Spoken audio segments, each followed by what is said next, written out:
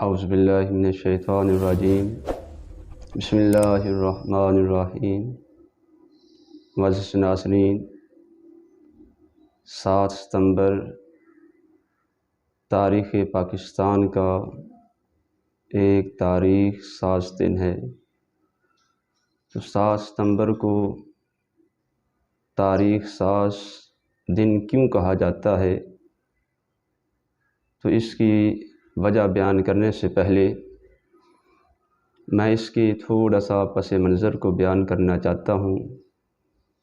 تاکہ 7 ستمبر کی حیثیت اور تاریخی نوعیت تمام دوست احباب کو احسن انداز میں معلوم ہو جائے۔ تو 7 ستمبر کی تاریخ کا پس منظر یہ ہے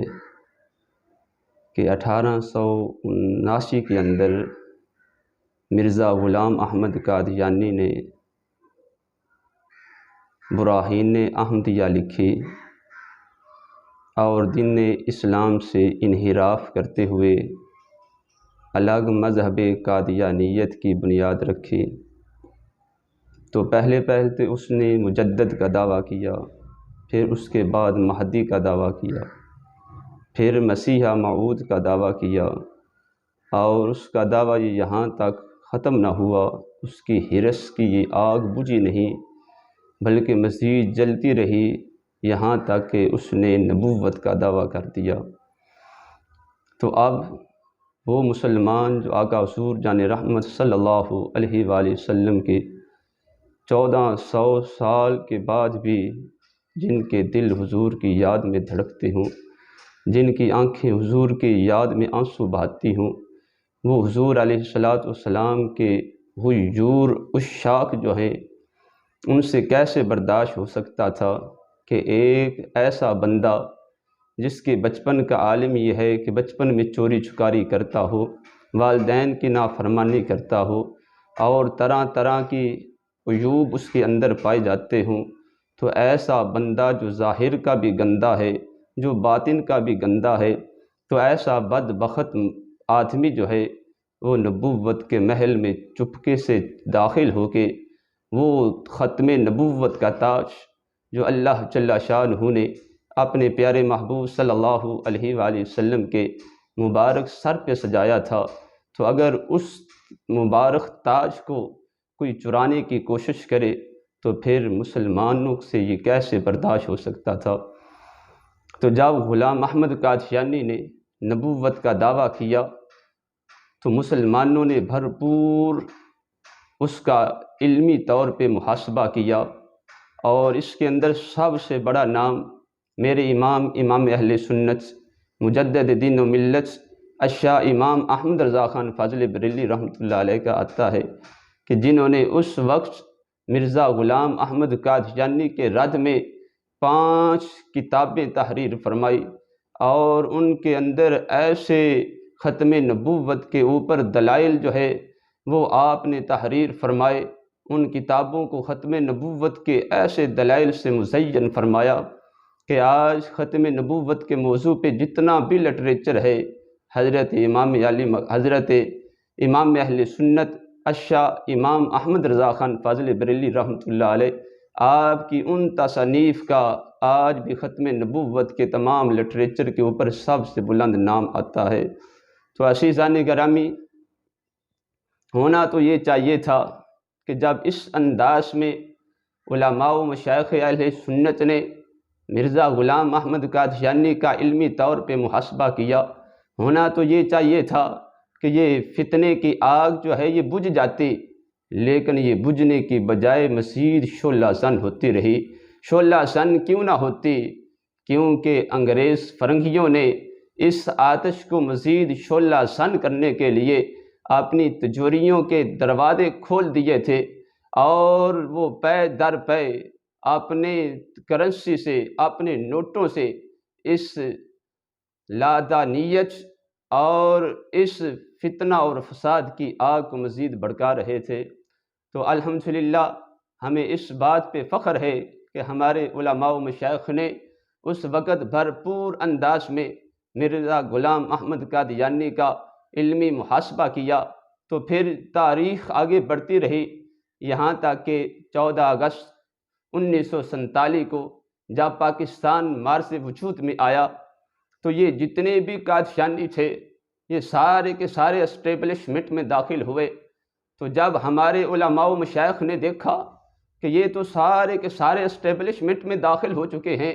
یہ تو بڑے بڑے عہدوں پر، بڑے بڑے کرسیوں پہ براجمان ہو چکے ہیں، اگر آج اس کا سد باب نہ کیا یہ تو اسلام کا حلیہ ہی بگاڑ دیں گے،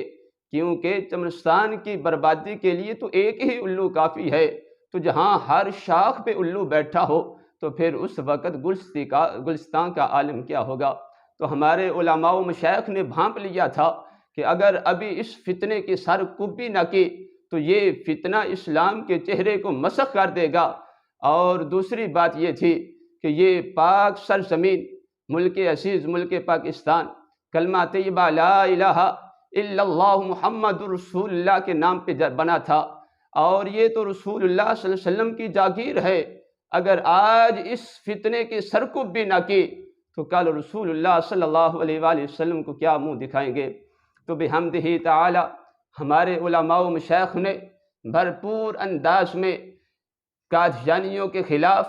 اور انہیں آئینی طور پہ کافر قرار دلوانے کے لیے بھرپور مزاحمتی قراردادیں اور بھرپور مزاحمتی تحریکیں چلائی۔ تو یہاں تک کہ یہ آگے پھر سلسلہ چلتا رہا تو بالآخر 7 ستمبر 1974 کا دن آتا ہے کہ اس ملک پاکستان کی آئین ساز اسمبلی سے متفقہ طور پہ بحمدہ تعالی قادیانیوں کو غیر مسلم قرار دیا جاتا ہے۔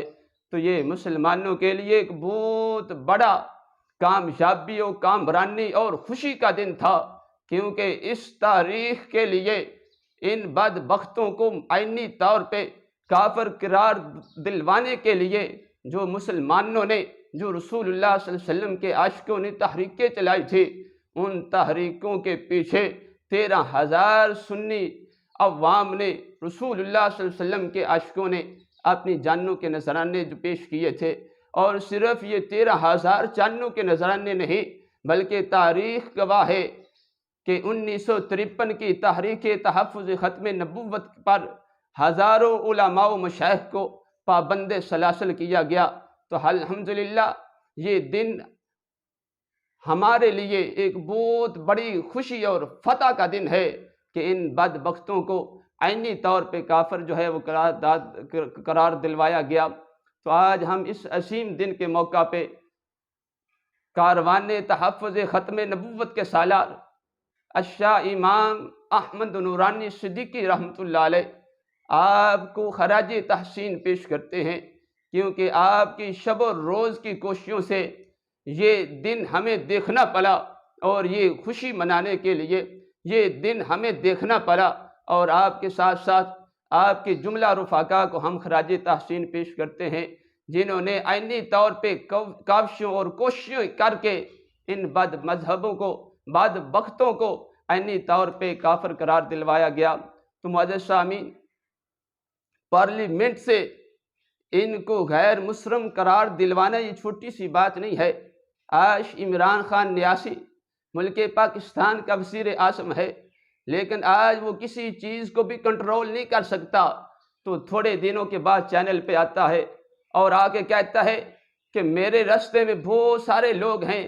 جو روڑے اٹکا رہے ہیں، مجھے کام نہیں کرنے دیتے، مجھے چلنے نہیں دیتے۔ اگر ملک پاکستان کا وزیر اعظم ہو، اگر وہ اس بات کا اقرار کرے کہ مجھے لوگ چلنے نہیں دیتے، تو پھر تھوڑا سا غور و فکر کریں کہ میرے امام نورانی کی یہ کتنی بڑی کرامت تھی۔ میرے امام تو کوئی وزیر اعظم بھی نہیں تھے، ایک رکن قومی اسمبلی تھے، لیکن آپ نے رسول اللہ صلی اللہ علیہ وآلہ وسلم کی ذات کے ساتھ عہد وفا کرتے ہوئے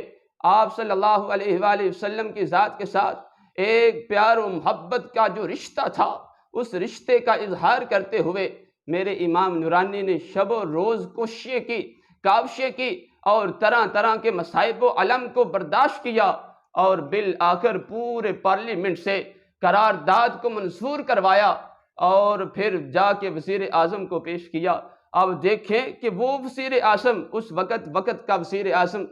ذوالفقار علی بھٹو صاحب تھے۔ آپ دیکھیں بھٹو صاحب کوئی دینی بندے بھی نہیں تھے، کوئی مذہبی بھی نہیں تھے، ایک لبرل سوچ والے تھے، ایک دنیا دار سوچ رکھنے والے تھے، لیکن جب ان کے سامنے قرارداد پیش ہوتی ہے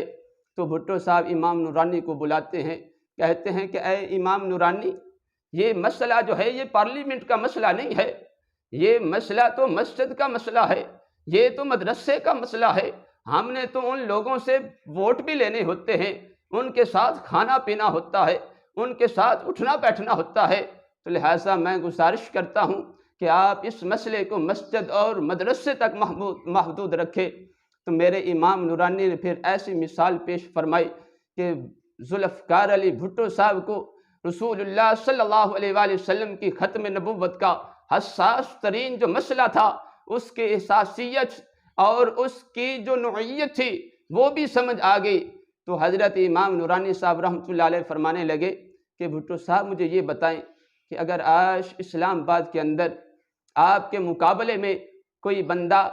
وزیر اعظم کی کرسی رکھ کے اس پر بڑا جمان ہو جاتا ہے تو اس بندے کے بارے میں آپ کیا کہیں گے؟ تو ذوالفقار علی بھٹو صاحب کہنے لگے کہ میں تو کہوں گا کہ یہ کوئی پاگل ہے کہ جس نے ایک حکومت ہوتے ہوئے اپنی الگ حکومت قائم کی ہے، اگر یہ نہیں تو پھر میں کہوں گا کہ یہ باغی ہے۔ تو آپ نے فرمایا تو پھر آپ اس کے ساتھ سلوک کیا کریں گے؟ تو بھٹو صاحب کہنے لگا میرا تو بس چلے، کیوں تو میں تو اس کو سولی پہ لٹکا لوں، اس نے بغاوت کی ہے۔ تو حضرت امام نورانی صاحب رحمۃ اللہ علیہ فرمانے لگے بھٹو صاحب اگر آپ کی کرسی وزارت کے سامنے کوئی بندہ کرسی رکھے تو آپ سے برداشت نہیں ہو سکتا، تو پھر ہمارے نبی صلی اللہ علیہ وآلہ وسلم جو ختم نبوت کے تخت کے اوپر براجمان ہے، تو آج ہمارے کریم آقا کے ختم نبوت کے تخت کے سامنے اگر کوئی قادیان کا بدبخت مرزا غلام احمد قادیانی کانا اگر وہ اپنی جھوٹی نبوت کی کرسی رکھتا ہے تو پھر ہم رسول اللہ صلی اللہ علیہ وآلہ وسلم کے غلاموں سے کیسے برداشت ہو سکتا ہے؟ تو لہٰذا یہ پاک سرزمین، یہ ملک عزیز ملک پاکستان کلمہ طیبہ لا الہ الا اللہ محمد رسول اللہ کی بنیاد پہ بنا تھا، تو لہٰذا آج ہمیں اس امر کی ضرورت ہے